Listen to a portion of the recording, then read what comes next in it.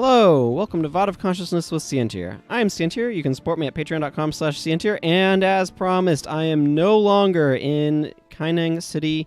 I am over here going to talk to this fine Asuran named Kirsch. He says, "It's about time you arrived. I've been waiting an eternity. I have studied the beings you humans call gods. Your stories speak of extremely powerful, almost omnipotent beings who each specialize in one area of superiority. How can beings be all-powerful and yet have more power than other all-powerful beings in one particular facet of their manifestations? It made no sense to me. I decided to explore the various facets of your so-called deities. In fact, I have been tracking one such manifestation in the Alkezia Tangle. Here, take this device. It is called the divination. You can use it to define the source of this manifestation called the facet of creation.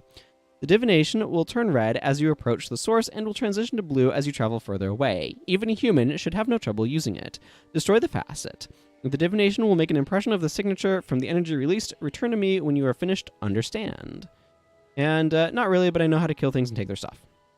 Okay, so this is going to be the Cipher of Melandru. As you might guess from this, there are, in fact, going to be 6 ciphers, one for each of the 6 deities. And I am going to change my title to not to whatever, clumsy, so that way I can get that sweet bonus energy. My team is the polar opposite of what I was doing last time, as you may have noticed, due to the fact that it is composed aggressively of oh, I need to figure out where this thing is. It's composed aggressively of melee attackers.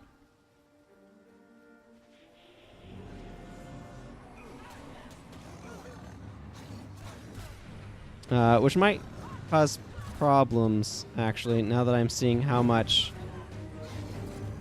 stuff they have to try to shut that down, but I digress.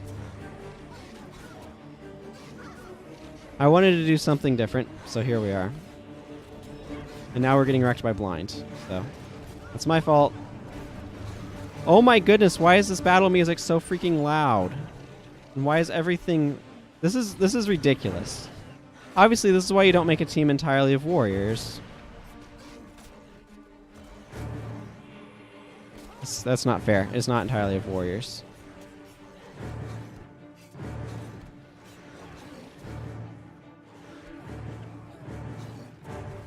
This is... Okay, I'm sorry. That's just too sad to even, like... I thought it would be fun to have a party of, like, a bunch of warriors and stuff. It turns out is not working the way that I thought it would. So I'm going to take out one of them? Yeah, that sounds about right. And Menlo was just dancing. And I'm going to add back in good old Prius of Hexen, slightly less Gaze of Fury, and slightly more Splinter Weapon. Yeah, that should help. Jorah is 1/2 of the charge squad. I like what you're doing here. Theoretically. Okay, well, whatever. That's enough random tweaks. Actually, okay, I'm somewhat unimpressed with this.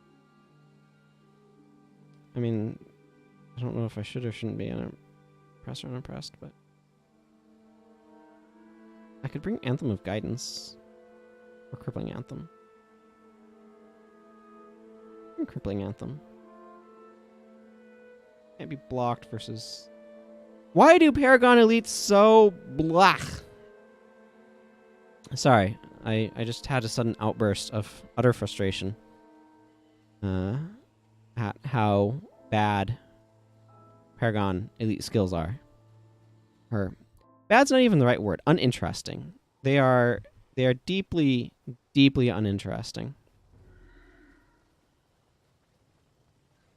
And it disappoints me. Of course, they were not uninteresting. I wish, in fact, that they were interesting and felt useful and effective.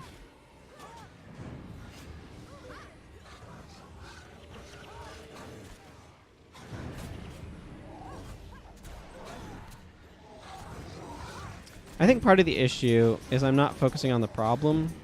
which is this Cloud Touch simming back here.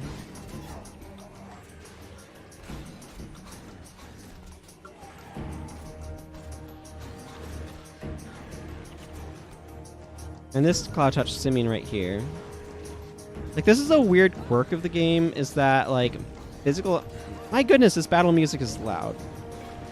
Physical attackers are actually kind of really good and utter garbage at the same time. And everybody kind of knows that, like, mesmers are the strongest profession in the game. Like, we don't really say that very often, but mesmers are the strongest profession in the game. And they're the strongest profession in the game precisely because they deal armor-ignoring damage. They have a ton of control elements, and they just don't care about most conditions, unlike a physical attacker does. So, like, mesmers are just ridiculously powerful. And so they're just kind of unofficially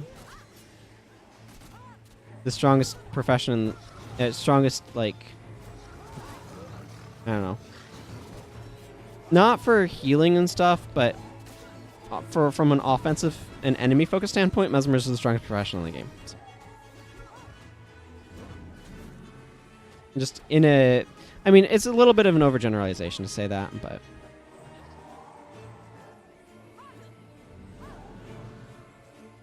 Okay, so what I'm doing right now is you might notice there's a thing in the upper left corner right here that says proximity to target, and I'm trying to build that up.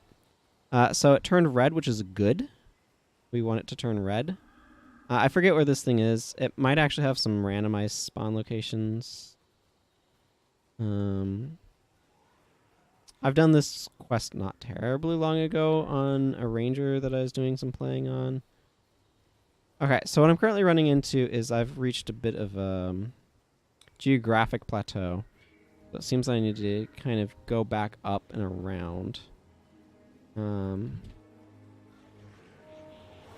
Also, we're doing better since I figured out my targeting.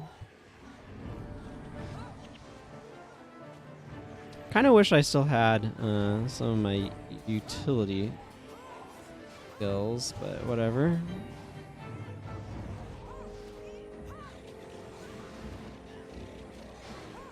Specifically the elite that I had been running.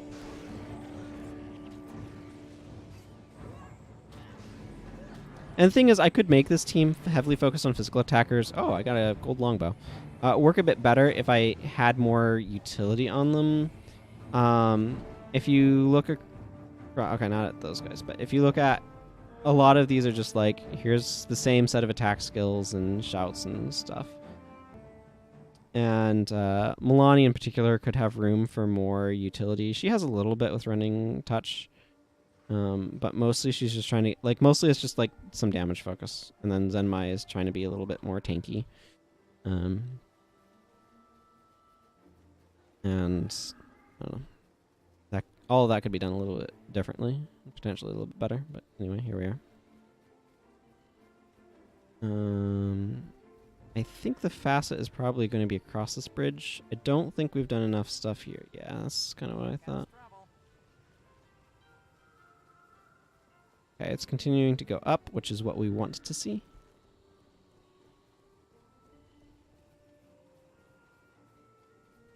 We're going to need to fight some Quetzal here, it looks like, in a moment.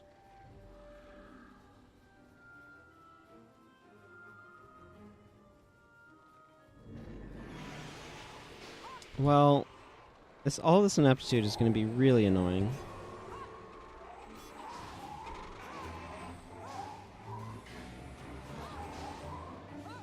I don't know what else to say than that.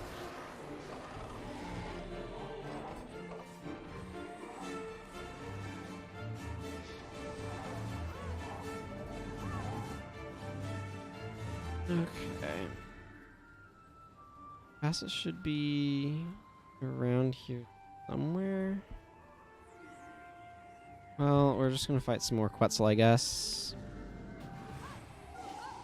Not enough Tengu around, I suppose.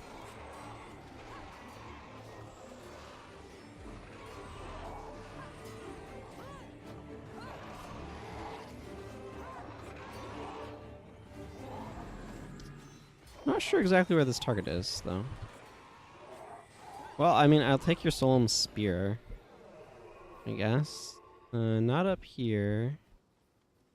Going up when I go this direction, or is it starting to go down? It is creeping up ever so slightly. Okay, it looks like it's not over here. Okay, so let's try going up this way. Maybe up this way is not right. Maybe it's kind of around a little bit. No, it looks like this is... Yeah, okay, here it is. This is glowing ring. This is just a solo boss. It's going to go down super quickly. Melandra's Resilience is actually a skill that I'm kind of wondering if it would be good to be including on some of these guys. Okay, cool. We did what we came here to do. That's a nice, simple quest, relatively speaking. And so we can come back to our friend Kirsch, and he will reward us for our endeavors. Yes, this is what I imagined. I believe my hypothesis is correct. This facet is tied to your god Melandru.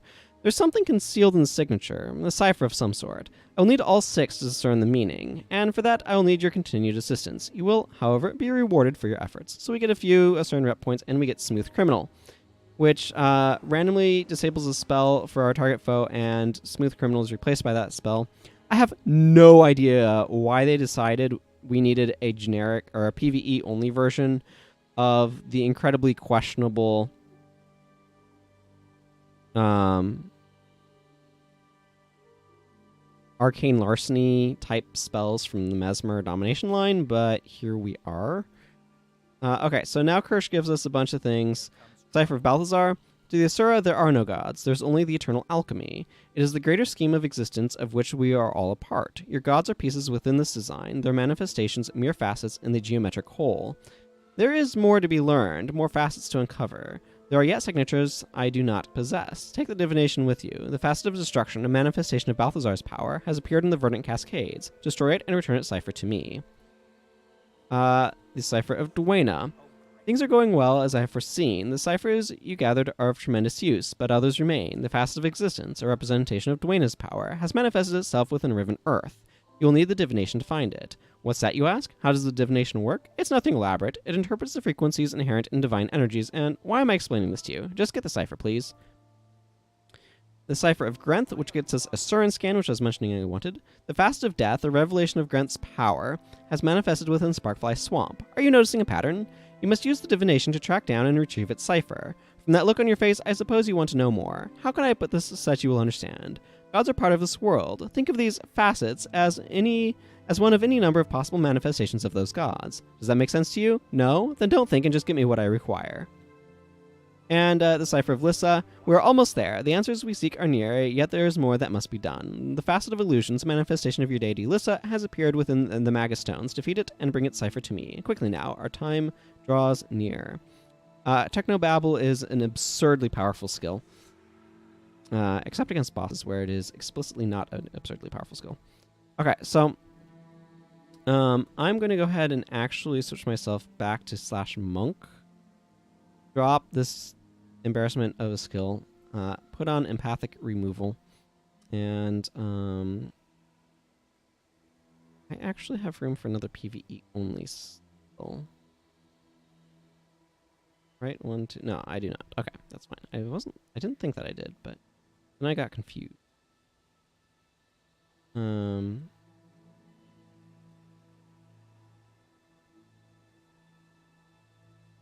What sounds good? That's the real question. Ugh. Ground skills, why are you so blah? Ask myself. I play this Paragon. Really blah skills.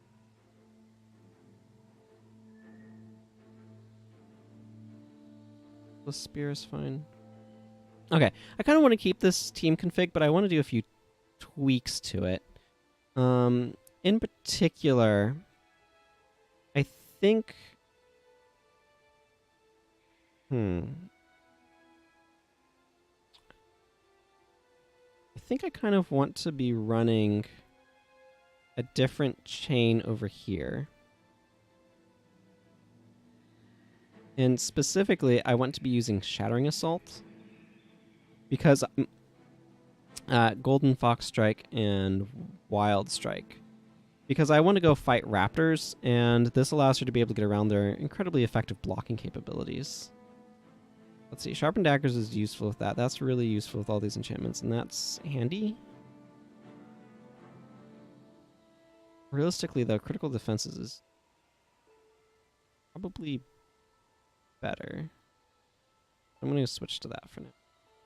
Melania's Rip Enchantment also does what I want. I'm going to probably call her fine. For some reason I have Jorah doing gear things. I'm okay with this, but I wanted to have a little bit more utility, so I'm going to give her Watch Yourself. Hear Me is fine. Like, this stuff is all fine. But I think I'm going to give him both riposts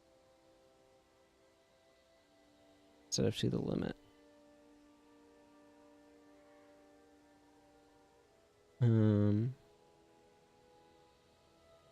Where's the other? Actually, you know what? Give him Hamstring instead.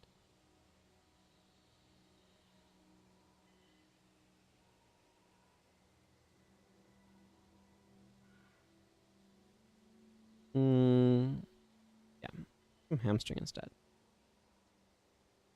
Otherwise, I think things are mostly okay.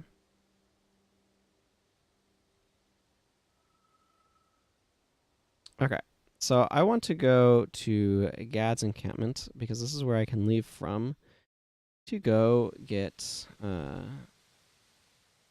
I need to? No, my inventory's not.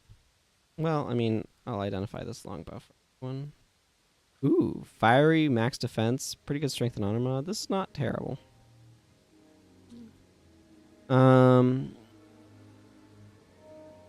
Okay, so I want the Cipher of Strength.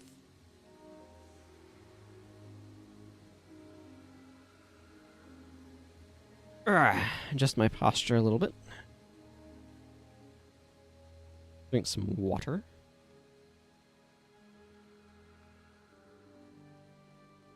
And talk to weapon member crew.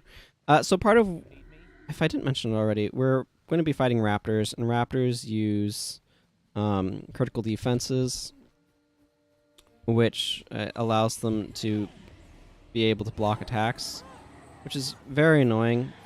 And so the ability for my heroes to be able to strip enchantments from them is kind of important. So, yeah.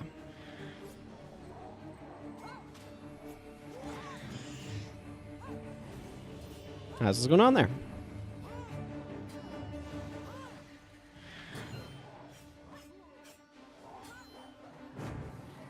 Yep, and Zenmai got her combo off, and their ability to resist what was going on just evaporated, so.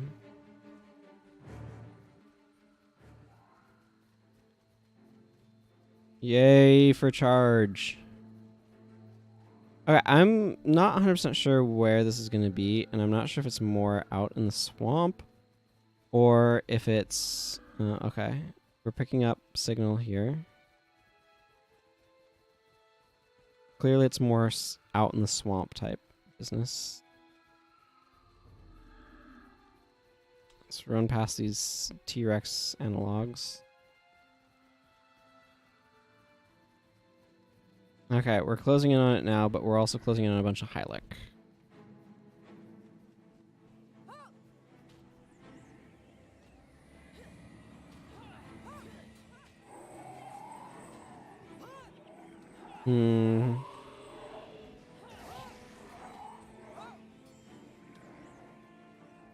Into the poison swamps of deeper Sparkfly.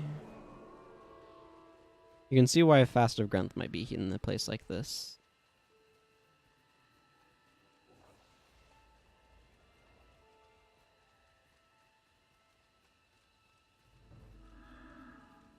Okay, I feel like we're closing in on it quite strongly at this point.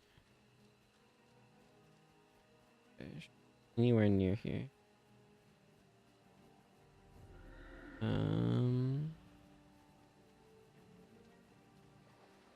Hello? Oh, there it is.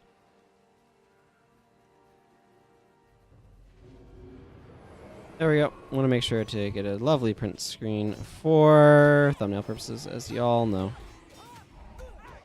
This thing is going to go down very quickly. Cool. So we got what we came for, so no need to belabor the point by hanging out here. Yep. Okay. And where is our friend Kirsch? First rule about Locks and Club, you not talk about... yeah. I'm beginning to understand. There's so many pieces, so many variables. No wonder I haven't seen this before. These ciphers were the strings on the harp of the eternal alchemy itself. If only I could pluck them with my fingers. We're nearly there, friend. So Asuran scan, as you can see, it's a hex with no cast time. For a little bit, your attacks cannot miss target foe. Killing a foe hex with Asuran scan removes 5% death penalty. So that is obviously quite useful. And with that, I think I'm going to go ahead and call this episode to a close. Something that I'm thinking I might want to begin pursuing, though, is a certain set of blood magic spells. So anyway, that's something I might be looking into at some point here. And until next time, everyone, take care. And goodbye.